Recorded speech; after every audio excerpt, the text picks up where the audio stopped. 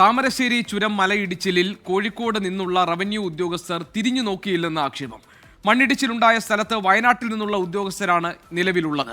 കോഴിക്കോട് ജില്ലയിലെ പ്രദേശത്താണ് മണ്ണിടിച്ചിലുണ്ടായിട്ടുള്ളത്. അതേസമയം ലക്കിടിയിൽ കനത്ത മഴ തുടരുന്നു. ഇപ്പോഴും മലയിടിച്ചിലുണ്ടായ സ്ഥലത്ത് നീർച്ചാൽ രൂപപ്പെട്ടു, വെള്ളം കുത്തിയൊഴുകുകയാണ്. സുർജിത്ത് അയ്യപ്പത്ത് വയനാട്ടിൽ നിന്ന് വിവരങ്ങൾ നൽകാനുണ്ട്. സുർജിത്ത്, മണ്ണിടിച്ചിലുണ്ടായ പ്രദേശത്ത് കോഴിക്കോട്ട് നിന്നുള്ള ഉദ്യോഗസ്ഥർ അവിടേക്ക് തിരിഞ്ഞു നോക്കിയില്ല എന്ന ആക്ഷേപത്തിൽ കഴമ്പുണ്ടോ?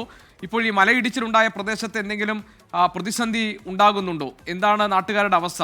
സുർജിത്ത്, സുർജിത്തുമായിട്ടുള്ള ടെലിഫോൺ ലൈൻ കട്ടായിട്ടുണ്ട്. സുർജിത്തിനെ നമ്മൾ വീണ്ടും ട്രൈ ചെയ്യുന്നുണ്ട്. നമുക്ക് ആ വാർത്തയിലേക്ക് ഒരിക്കൽ കൂടി വരാം. താമരശ്ശേരി ചുരം മലയിടിച്ചിലിൽ കോഴിക്കോട്ട് നിന്നുള്ള റവന്യൂ ഉദ്യോഗസ്ഥർ തിരിഞ്ഞു നോക്കിയില്ല എന്ന ആക്ഷേപം ഉയരുകയാണ്. മണ്ണിടിച്ചിൽ ഉണ്ടായ സ്ഥലത്ത് വയനാട്ടിൽ നിന്നുള്ള ഉദ്യോഗസ്ഥരാണ് ഇപ്പോൾ ഉള്ളത്.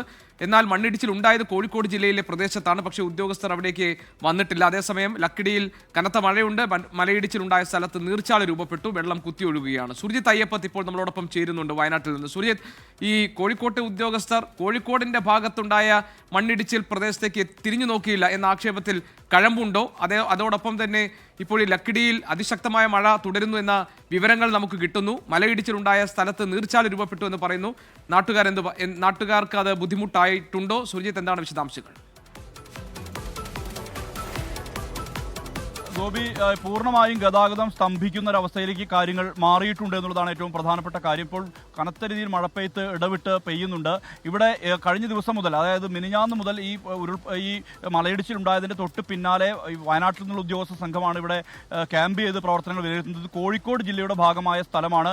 എന്നിട്ട് പോലും ഒരു ഉദ്യോഗസ്ഥൻ പോലും ഇവിടേക്ക് എത്തിയിട്ടില്ല. നമ്മൾ നിൽക്കുമ്പോൾ പോലും ഇവിടേക്ക് പാറകൾ ഇടിഞ്ഞ് താഴേക്ക് പതിക്കുന്ന ഒരവസ്ഥ ഉണ്ടാകുന്നുണ്ട്. വയനാട്ടിലെ ഫയർഫോഴ്സ്, വയനാട്ടിലെ പോലീസ്, വയനാട്ടിലെ റവന്യൂ ഉദ്യോഗസ്ഥർ, വയനാട്ടിലെ ദുരന്ത നിവാരണ അതോറിറ്റി ഉദ്യോഗസ്ഥർ, ഇവരാണ് ഈ പ്രവൃത്തികളെല്ലാം തന്നെ നിയന്ത്രിച്ചുകൊണ്ടിരിക്കുന്നത്. കോഴിക്കോട് ജില്ലയുടെ ഭാഗമായിട്ട് പോലും ഒരു ഉദ്യോഗസ്ഥനും ഇവിടേക്ക് എത്താത്ത നിലയുണ്ട്. അതാണ് ഇങ്ങനെ പ്രതിഷേധത്തിന്റെ കാരണമായി മാറുന്നത്.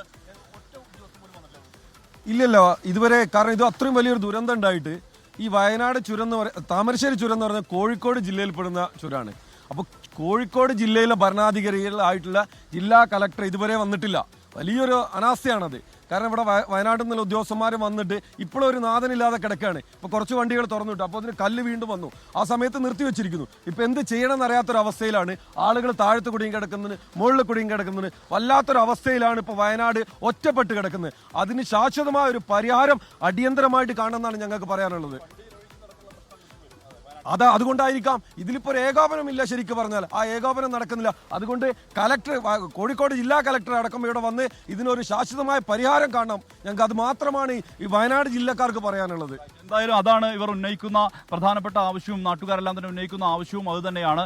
കാരണം കോഴിക്കോട് നിന്നുള്ള ഒരു പ്രധാനപ്പെട്ട ഉദ്യോഗസ്ഥർ ആരും തന്നെ ഇവിടേക്ക് കടന്നു നോക്കുന്നില്ല എന്നുള്ളതാണ് ഏറ്റവും വലിയ പ്രതിസന്ധിയായി നിലനിൽക്കുന്നത്. അതാണ് ആക്ഷേപവുമായി ആളുകൾ ഉന്നയിക്കുന്ന ഒരു പശ്ചാത്തലം കൂടി. കനത്ത മഴ പെയ്ത്തുണ്ട്. ഇന്ന് യെല്ലോ അലേർട്ടാണ്. സ്വാഭാവികമായും വലിയ രീതിയിൽ ഇടിഞ്ഞു നിൽക്കുന്ന കല്ലും മണ്ണും എല്ലാം തന്നെ അടിക്കടി ഇങ്ങനെ താഴേക്ക് വന്നുകൊണ്ടിരിക്കുന്ന ഒരു അവസ്ഥയുണ്ട്.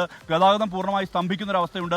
ഇവിടുത്തെ ഉദ്യോഗസ്ഥരെ സംബന്ധിച്ചുള്ള ഫണ്ട് ചിലവഴിക്കുന്നത് അടക്കമുള്ള പരിമിതി നിലനിൽക്കുന്നുണ്ട്. കോഴിക്കോട് ജില്ലയിലാണ് ഈ സംഭവം ഉണ്ടായിരിക്കുന്നത്. എന്നിട്ട് പോലും ഉദ്യോഗസ്ഥർ എത്തുന്നില്ല എന്നുള്ള ആക്ഷേപത്തിന്റെ പശ്ചാത്തലത്തിലാണ് ആളുകൾ ഇങ്ങനെ ഒരു പ്രതിഷേധം അറിയിക്കുന്നത്. ശരി സുർജിത്ത് അയ്യപ്പത്താണ് വിവരങ്ങൾ നൽകിയത് വയനാട്ടിൽ നിന്ന്.